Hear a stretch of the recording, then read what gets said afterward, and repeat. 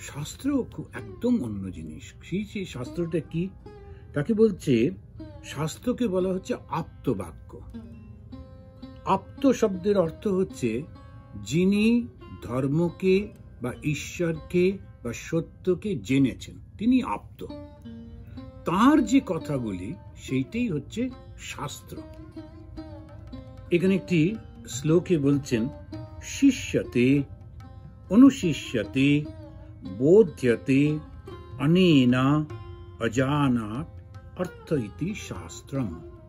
অর্থাৎ ধর্ম, অধর্ম, মোক্ষ ইত্যাদি জ্ঞান যার থেকে আমরা লাভ করি, তা যিনি এইগুলো নিজে জীবনে অনুভূতিতে যার আসেনি, উপলব্ধি যার হয়নি, তিনি যখন এগুলো বলেন, তখন এটা একাডেমিক নলেজ থেকে বলেন।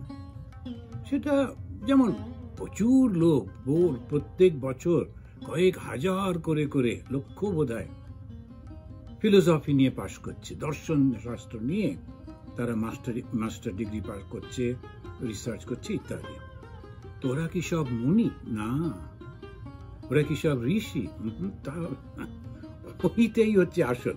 তো ধর্মের এই যে শাস্ত্র গ্রন্থ মানে হচ্ছে আপ্তবাক্য।